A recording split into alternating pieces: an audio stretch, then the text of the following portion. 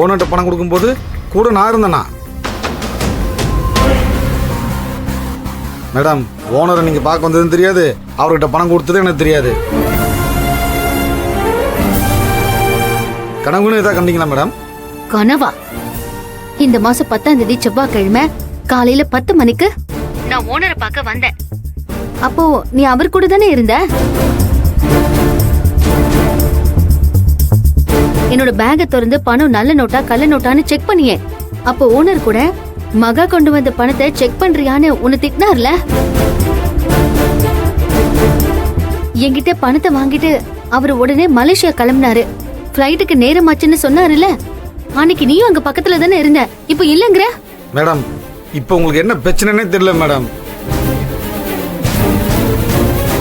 நீங்க ஓனருக்கு பணம் கொடுத்துருக்கலாம், அவரும் வாங்கியிருக்கலாம். ஃப்ளைட் டைம் ஆச்சுன்னு ஊருக்கு கூட போயிருக்கலாம். ஆனா இந்த சம்பவத்துல இல்லாத ஒருத்தனை போய் எதுக்கு கோர்த்து விடுறீங்கன்னு தெரியல. மேடம், என்ன தேதி சொன்னீங்க? 10ஆம் தேதி தானே சொன்னீங்க? அன்னைக்கு எனக்கு அப்பெண்டிக்ஸ் ஆபரேஷன் பண்ணி ஹோல் டே ஆஸ்பத்திரியில தான் மேடம் இருந்தேன்.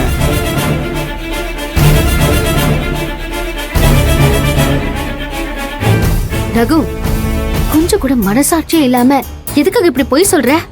மேடம், பொய் சொல்றேனா?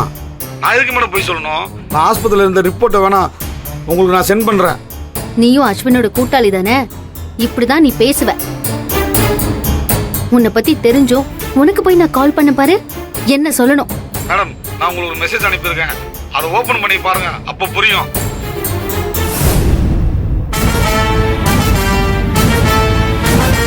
கார்பன்ஸ் கம்பெனியில் பவர் இருந்தப்ப என்னை எவ்வளோ சீப்பாக நடத்தின. அஸ்வின் சார் வந்துட்டார்ல, நீ உன்னால நிம்மதியாக இருக்க முடியுமா? என்ன மகா, சீன்லே இல்லாத ஒருத்தனை இருக்கிற மாதிரி கிரியேட் பண்ணலாம்னு நினைச்சியா? எங்க உன் ஃபோன் கொடு, ஃபோன் கொடு, ஃபோனை கொடு. பாருங்கப்பா, அவன் மெடிக்கல் ரிப்போர்ட்டு, மருந்து சீட்டு, டிஸ்சார்ஜ் ஆனது, இது எல்லாமே இவன் மொபைல்ல இருக்கு. இங்க பாருங்க அண்ணி, அன்னைக்கு பணம் கொடுத்தப்போ அவன் ஓனர் கூட இருந்தான். அங்க ஏதோ தப்பா நடக்குது, அது என்னன்னு தான் எனக்கு புரியல. அப்போ அவன் அனுப்புன ரிப்போர்ட்லாம் ஃபேக்னு சொல்றியா? அவனே ஃபேக் தான். அப்ப அவன் காட்டுற ரிப்போர்ட் எப்படி இருக்கும்? ஓஹோ, நீ பணம் கொடுத்ததுக்கு ஆதாரம் கேட்டா உன்னால அதை பொறுக்க முடியல. ஆனா இப்ப நீ ஒருத்தர் மேல பழிய போடுறியா? அப்படிலாம் இல்ல, ஆதாரத்தை காட்டுனா அதை ஃபேக்னு சொல்லுவியா? அக்கா, இப்ப என்னத்தை நிரூபிக்கணும்னு மகா இப்படி டார்கெட் பண்ணிக்கிட்டு இருக்க? அதை இப்படிடா பாதியிலே சொல்ல முடியும்? நிரூபிச்சதுக்கு அப்புறம் விஷயம் என்னன்னு உனக்கே புரிய போகுது. ஆதாரம் கேட்ட பம்புரா? அப்போ பொய் பித்தலாட்டம்லாம் இவ தானே பண்ணிருக்கான்னு அர்த்தம். அக்கா, பணம் கொடுத்த ஓனரை காண்டாக்ட் பண்ண முடியல. என்ன நடந்துச்சுன்னு அவர் வந்து சொன்னாதான் உண்மையே தெரிய வரும். அதை விட்டுட்டு மகாவை குத்தம் சொல்லாம கொஞ்சம் அமைதியா இரு. நல்லா இருக்குடா உங்க நியாயம். பாண்ட் பேப்பர்ல கூட கையெழுத்து வாங்காம உன் பொண்டாட்டி பணத்தை தூக்கி கொடுத்துட்டு வருவா. ஆனா அவளை நாங்க யாருமே கேள்வி கேட்க கூடாதுன்னு சொல்றியா? டேய், 5 10 50 லட்சம் ரூபாடா. அன்னைக்குன்னு பார்த்து பாபு அண்ணனுக்காக செல்வண்ணா ஹாஸ்பிட்டல் போயிட்டாரு. ஒருவேளை அண்ணன் போயிருந்தா கூட ஒரு ப்ரூஃபோட வந்திருப்பீங்க. அண்ணன் இல்லைன்னா என்ன, நான் கூட வீட்டில் தான் இருந்தேன். என்னையாவது கூட்டு போயிருக்கலாம். அண்ணி தேவையில்லாம தனியா போய் இப்ப பாருங்க.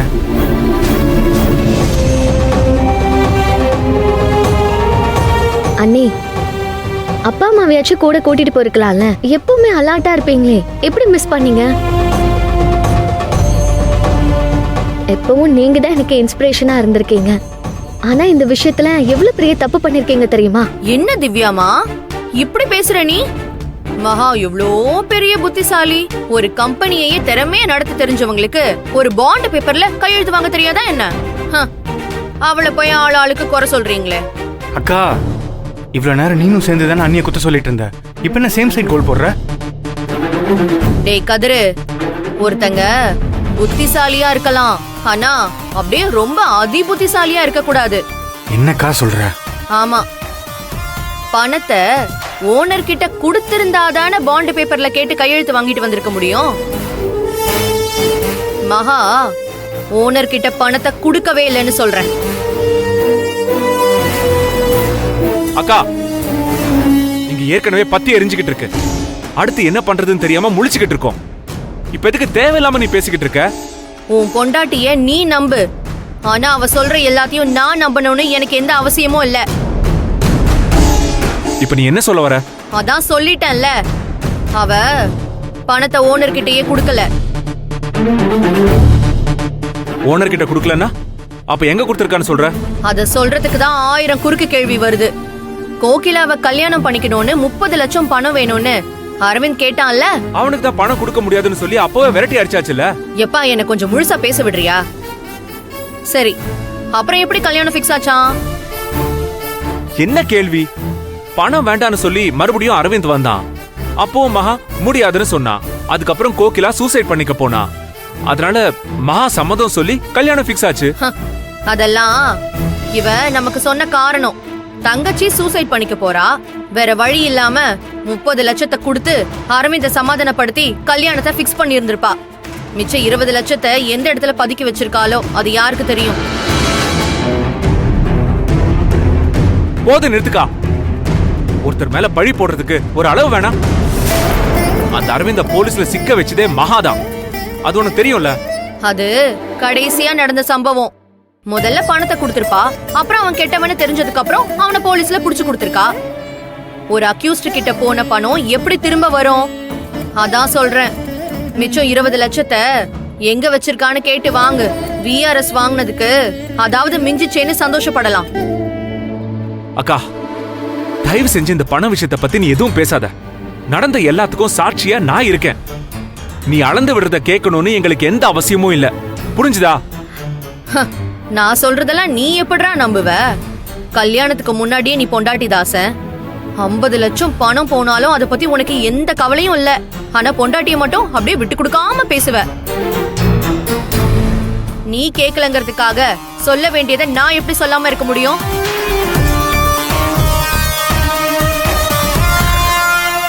என்னங்க, நாம என்ன சொன்னாலும் அதை புரிஞ்சுக்க அவங்க தயாரா இருக்க மாட்டாங்க.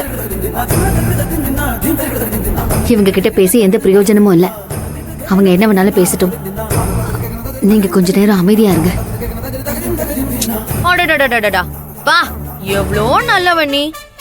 ஆனா உன்ன மாதிரி ஒரு சுயநலவாதிய நான் பார்த்ததே இல்ல. உன் தங்கச்சி வாழ்க்கை நல்லா இருக்கணும்னு என் தம்பியையும் என் குடும்பத்தையும் நட்டாத்துல கொண்டு வந்து விட்டுட்டல நீ. இங்க பாரு, எங்க அம்மாவை பாரு, எப்படி மகாராணி மாதிரி இருந்தாங்க. இப்ப அவங்க தலையில இடி விழுந்த மாதிரி உட்கார்ந்திருக்காங்க.